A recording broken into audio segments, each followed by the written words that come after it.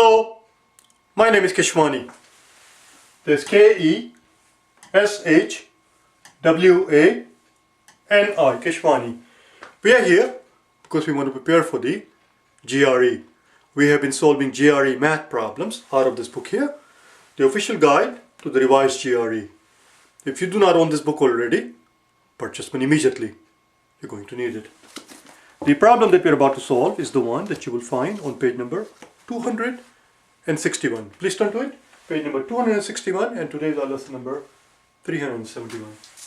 The very first problem that you see there, problem number 11, it says that we have a parallelogram ABCD and we are asked to find three different quantities. Let's first take a look at the parallelogram that is given to us, which looks something like this.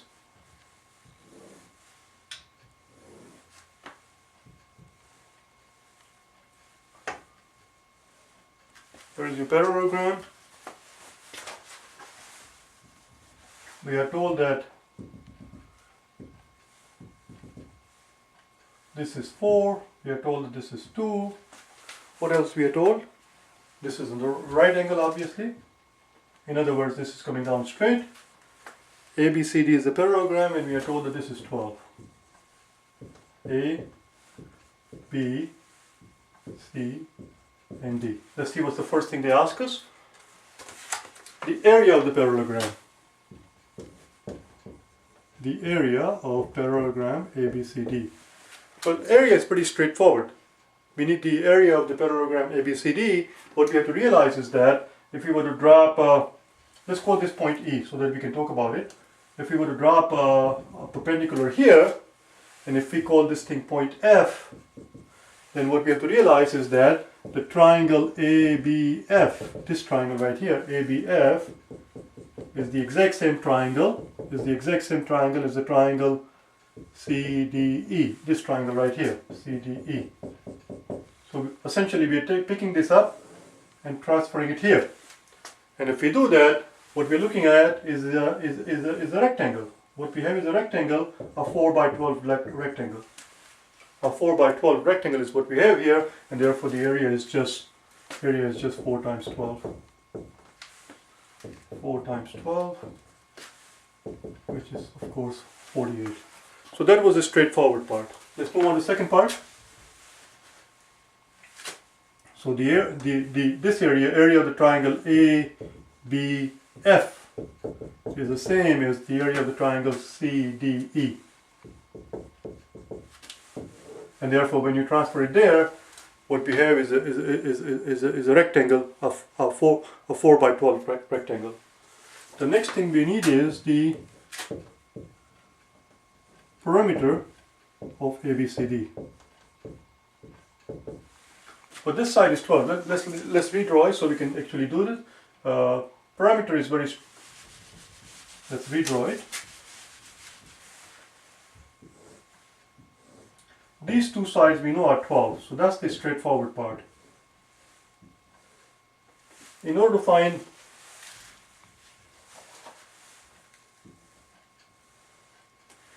us to find the perimeter, we need to find these sides, this side and that side. But that's not very difficult. We know this side is 2 and we know this side is 4. We are told that this is 4 and this is 2. And this is point C, D, and we call this one A. So in triangle CDE, this is what it looks like. This is 2, this is 4, and this is the part we're looking for, which is the side C to D, right here. And once we find that side, once we have that side is same as this side, which is side AB, and we'll be done. The perimeter is essentially 12 plus 12 and sum of these two sides. So let's find it. Enough of the talk. So this x here, so x squared, a simple application of Pythagorean theorem will do the job. X squared is same as 4 squared plus 2 squared. 4 squared plus 2 squared is 16 plus 4, which is 20, which can be written as 5 times 4, and therefore x is the square root of, x is equal to the square root of 5 times 4. 4 is a perfect square, so it comes out, the square root of 4 is 2. So it's just 2 times 5. And therefore the parameter that we're looking for is 2 times 12.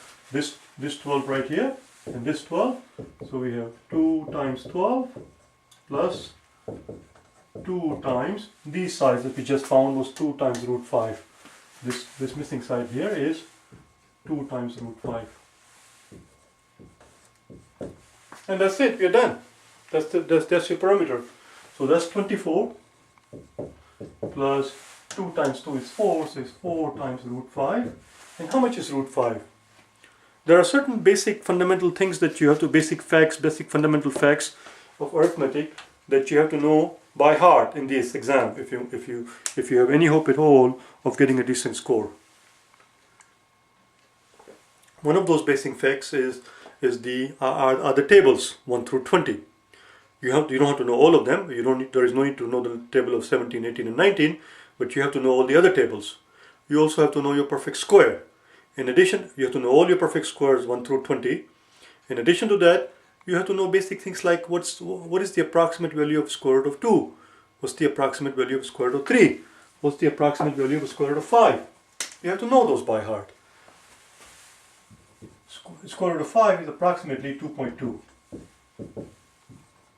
So the parameter that we're looking for is approximately. The reason we say approximately is because 2.2 is not the exact value of root 5. Root 5 is approximately 2.2. So 4 times 2.2 is going to be 8.8. So 24 plus 8.8, 24 plus 8, 24 plus 10 would have been 34, is 32.8. The parameter is 32.8. In other words, if the question was phrased in such a way that they ask you what's the approximate parameter of this picture here, and if they give you the answer choices, if the answer choices are listed like this, A, B, C, D, and E, so let's say 28, 30, 33, 36, and let's say 40, if the answer choices are listed like that, you have to be able to recognize that the correct answer in this case would be 33. Because the question is asking you what is the approximate parameter of this parallelogram. And this is how we find it. In that case, knowing the square root of 5 saves a few seconds instead of having to do it in the calculator. Do you understand? That's all. Let's move on. Enough of the talk. Let's move on to part C. I need the room, so I need to erase something. Let's erase the top part here. Tell you what, instead of doing part C on the top here, I'm going to actually tell you to watch some video, not some video, just one video, if you're interested in learning your squares, and if you're interested in learning the approximate value of square root of 2, square root of 3, square root of 5, and so forth. What I would like you to do is watch this video, if you have the time.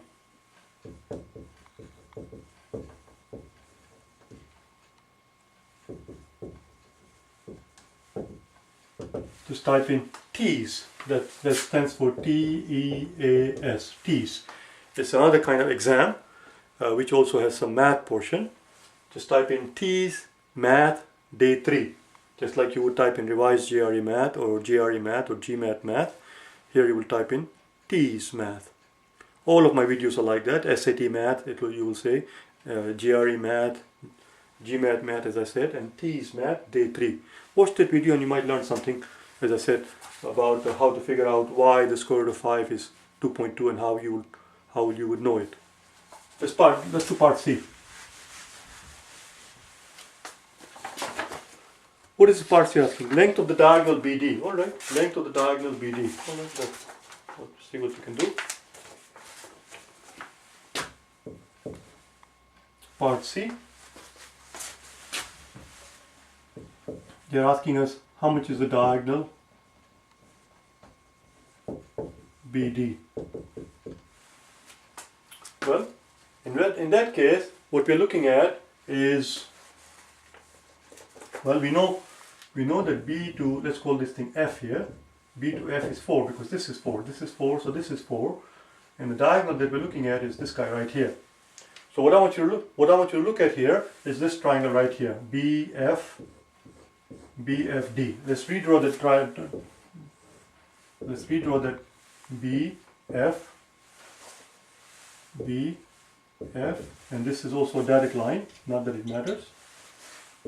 D, F, B, F, D. This is what we're looking for, B to D, diagonal, right here. This part we know is 4 because we are told that this side is 4, C to E. B to F is same as C to E, which we know is 4. We also know that F to D, how much is F to D? F to D is not 12. How much is F to D? Can you tell me? F to D, you have to pay attention. This is 2, which means A to F is also 2. And the entire thing from here to here. Let me erase this thing. This is getting too crowded. We don't need it anymore. We have it already.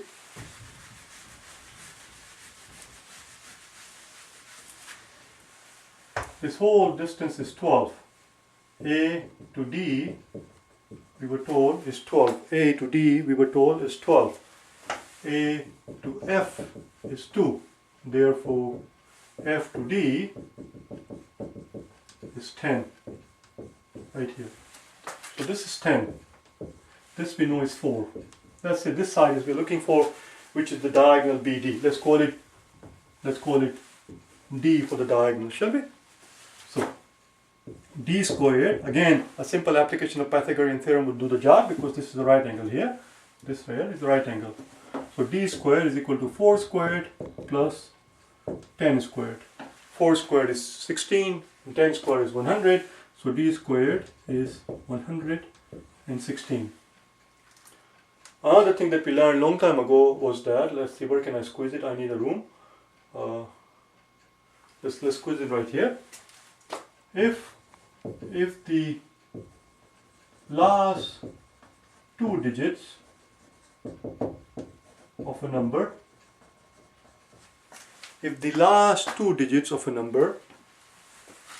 is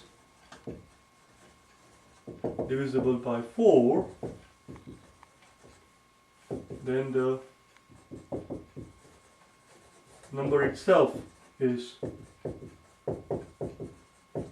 divisible by 4. We learned that long time ago. What it says is that if the last 2 digits of a number is divisible by 4, then the number itself is divisible by 4. Here we notice that we have 16, 116. The last 2 digits are 16, 1 and 6. Since 16 is divisible by 4, 116 is divisible by 4. Why is it that we only look at the last 2 digits? Because after that we'll have multiple of 100, and of course 100 is divisible by 4, so any multiple of 100 is going to be divisible by 4. Any multiple of 1000 is divisible by 4, and any multiple of 10,000 is divisible by 4, and so on and so forth. So the only thing that plays role in determining whether or not a number is divisible by 4, evenly divisible by 4 that is, are the last 2 digits.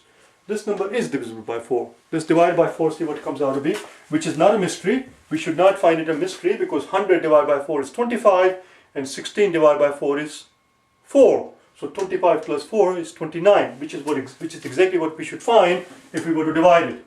116 divided by 4, how will we divide it? Let's find out, shall we? How many 4s in a 1? 1 has no 4s. That one goes and joins this one, becomes 11. How many 4s in 11? 11 has 2 4s. 2 4s are 8. 2 4s are 8. The remaining 3 goes and joins the 6 and becomes 36. How many 4s in a 36? 36 has 9 4s. Just like we said, because 100 has 25 4s and 16 has 4 4s. So it's 29. So this thing can be written as 4 times 29. And therefore D is the square root of 4 times 29. And now 4 is a perfect square. We can take it out. And D turns out to be 2 times the square root of 29. Again, it's very important to be able to make a transition. It's very important to be able to make a transition from here to here, because in most likely case, the answer choices are going to be listed in this manner. So you have to recognize that square root of 116 is in fact this guy. And the only way we can recognize the square root of 116 is 2 square root of 29 is to be able to immediately recognize that you can divide 116 by 4. Not only be able to recognize that you can divide it, but you can but know how to divide it quickly without having to reach for the calculator every few seconds. Do you understand? That's it, we're done. that was all for today.